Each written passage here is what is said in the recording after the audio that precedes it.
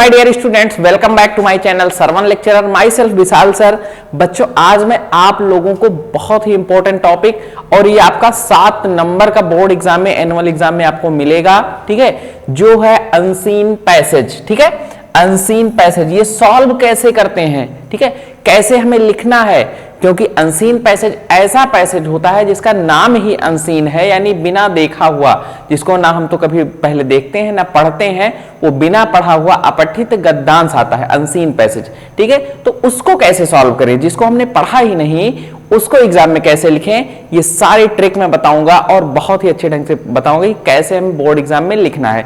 और ये इतना इंपॉर्टेंट टॉपिक है कि ये हर साल बोर्ड एग्जाम में आता है और 2024 बोर्ड एग्जाम में भी पूछेगा, और ये 7 नंबर का आता है। ठीक है, वैसे तो रीडिंग सेक्शन से 2 पैसेज आते हैं 10 नंबर के, तो एक पैसेज तो आपका रहेगा जिसमें से आपको केवल ऑब्जेक्टिव 3 ऑब्जेक्टिव सॉल्व करना है, और एक जो बड़ा वाला पैसेज रहेगा उसमें से आपको क्वेश्चन आंसर भी देना है, और साथ ही साथ उसमें साइनोनिम्स पूछ सकता है किसी वर्ड का, या फिर एंटोनिम पूछ सकता है। तो इस तरीके से जो बड़ा वाला रीडिंग सेक्शन से आएगा, बड़ा वाला पैसेज, वो 7 नंबर का रहेगा। 7 नंबर का है, इसलिए बहुत ज्यादा इंपॉर्टेंट है। अब इसको देखते हैं कैसे हम इसको सॉल्व करेंगे। सबसे पहले मैं समझाता हूं कि कैसे इसको पढ़ते हैं, और फिर पढ़ने के बाद, समझने के बाद कैसे आंसर देना है। तो यहां एक पैसेज आपके सामने है बोर्ड पर, देखिए ऐसे एक पैसेज आपको दिया रहेगा और उसमें से कहेगा इसको खूब अच्छे से पढ़ना है, उसके बाद आंसर कीजिए। तो पहले इस पैसेज को समझते हैं। देखो, a man was kept in jail without any fault. ठीक है, हमें सबसे पहले पैसेज को बहुत अच्छी तरीके से पढ़ लेना है, समझ लेना है, तभी हम आंसर दे पाएंगे। तो देखते हैं, a man was kept in jail without any fault. एक व्यक्ति को बिना किसी गलती के, ठीक है, एक व्यक्ति को बिना किसी गलती के जेल में, प्रिजन में रखा गया। फॉल्ट मींस क्या होता है? गलती, यानी वो निर्दोष व्यक्ति था और बिना किसी गलती के उसको जेल में रखा गया। When the king visited the jail, और जब किंग यानी जो राजा थे, जब उन्होंने जेल का भ्रमण किया, विजिट मींस क्या होता है? भ्रमण करना। तो जब राजा ने जेल का भ्रमण किया, he told him that he was innocent, तो उस व्यक्ति ने राजा को बताया कि वह निर्दोष है। इनोसेंट मींस क्या होता है? निर्दोष। The king found out that it was true, फिर राजा को पता चला, राजा ने पता किया, ठीक है, तो ये बात सत्य थी। जो उस व्यक्ति ने बताया था कि मैं निर्दोष हूं, जब राजा ने पता किया तो ये बात सत्य थी। ठीक है, the king gave him a sum of money and set him free, फिर राजा ने उसको कुछ पैसे दिए और उसको आजाद कर दिया, यानी सेट हिम फ्री, उसको आजाद कर दिया। He went straight to the market, फिर वह व्यक्ति जो आजाद हो गया था वह सीधे बाजार गया। वेंट स्ट्रेट मतलब सीधे, वह सीधे बाजार गया।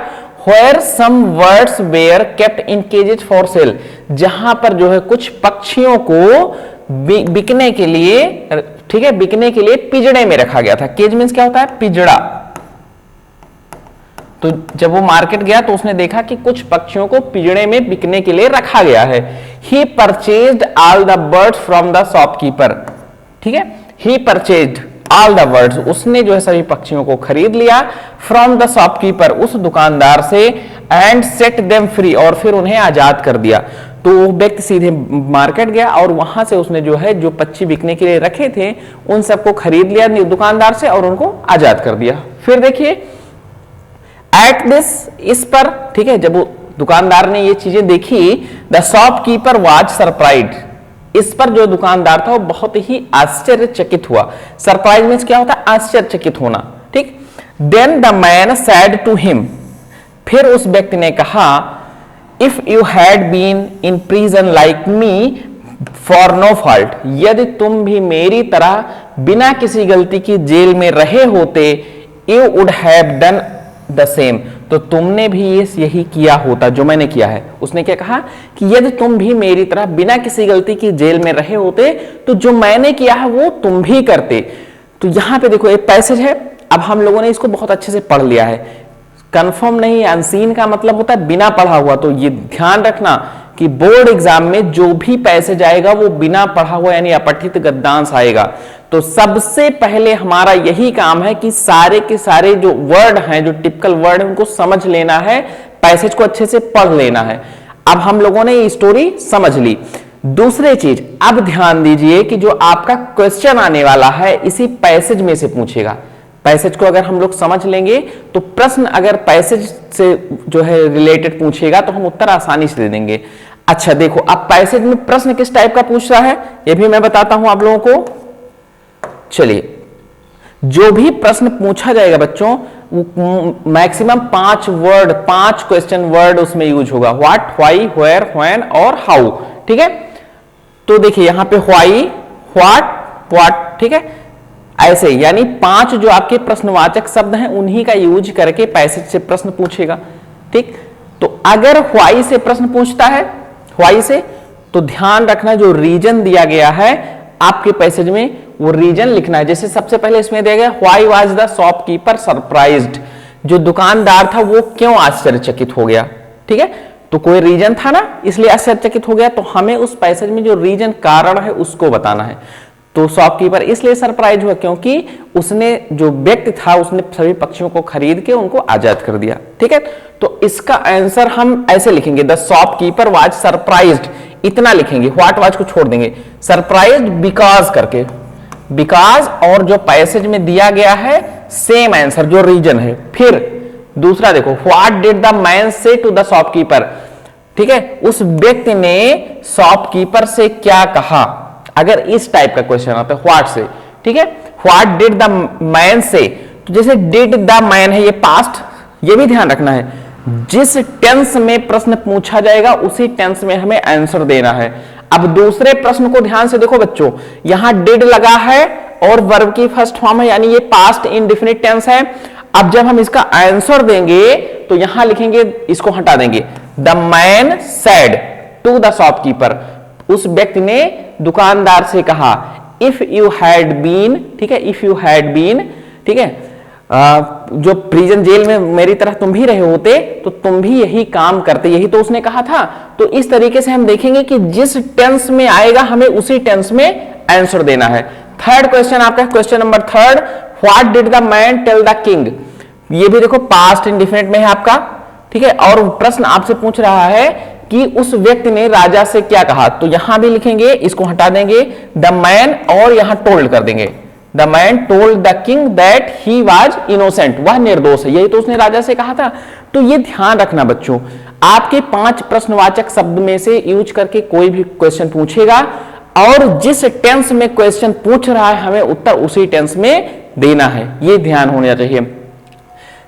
क्वेश्चन नंबर 4 देखिए, फिर आपसे उस पैसेज में कोई एक वर्ड ले लेगा, या तो उसका अपोजिट पूछ लेगा या फिर उसका साइनोनेम्स पूछ लेगा।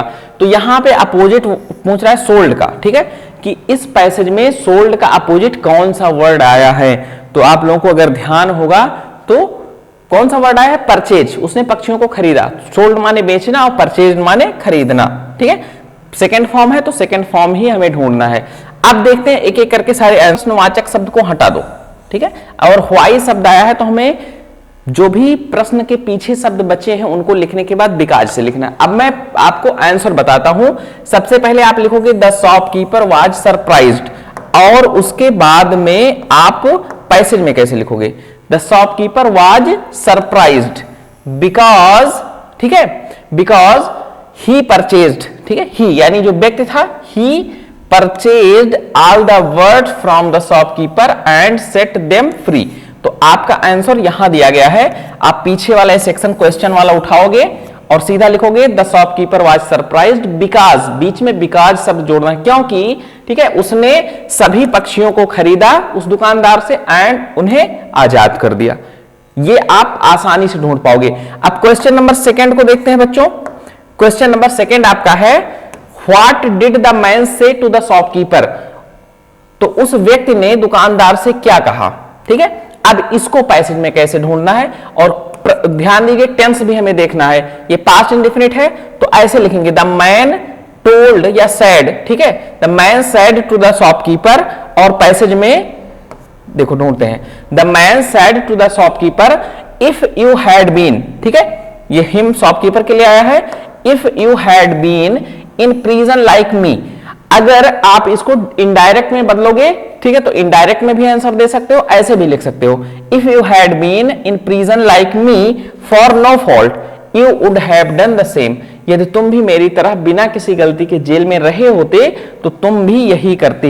यही बात जो है उस व्यक्ति ने शॉपकीपर से कही थी और वही प्रश्न पूछ रहा है, तो आपको सीधा का सीधा यही आंसर उठा के लिख देना है। ठीक है, अब क्वेश्चन नंबर 3 को देखते हैं। क्वेश्चन नंबर 3 है आपका, what did the man tell the king, यानी उस व्यक्ति ने राजा से क्या कहा या राजा से क्या बताया। तो ये भी पास्ट इंडिफिनिट में आपका प्रश्न है, इसका आंसर देंगे the man told the king. ठीक है, अब क्या बताया, the man told the king, और इसमें से ढूंढेंगे दैट ही वाज इनोसेंट, ये तो बताया था उसने, यानी द मैन टोल्ड हिम, तो the man told the king, him आया है किंग के लिए और ही आया मैन के लिए, तो the man told the king that he was innocent, ये आपका थर्ड आंसर हो गया। ठीक है, तो पैसेज में सब कुछ सारा का सारा आंसर क्लियर रहता है। पैसेज में अगर हम अच्छे से समझ लेते हैं पैसेज को, तो आंसर ढूंढना बिल्कुल भी आसान हो जाता है, एकदम आसान हो जाता है। तो इस प्रकार से हम देखते हैं, ठीक है, इस प्रकार से हम देख रहे हैं कि जो हमारे तीनों क्वेश्चंस हैं उनके आंसर हमने पैसेज में ढूंढ लिया आसानी से। ठीक है, और क्वेश्चन नंबर 4 है, क्वेश्चन नंबर 4 क्या कह रहा है, find out a word in passage which is opposite of sold. तो सोल्ड सेल का सेकंड फॉर्म है, सेल माने होता है बेचना, और सेल का सेकंड फॉर्म है सोल्ड। तो अब हमें इसका अपोजिट देना है, वो भी सेकंड फॉर्म या, ठीक है, सेकंड फॉर्म में। तो पैसेज में ढूंढते हैं क्या होगा, तो देखो यहां पे है आपका द वर्ड्स, ये परचेज शब्द दिया गया है, ये सोल्ड का जो है अपोजिट परचेज, सोल्ड माने बेचा और परचेज माने खरीद लिया।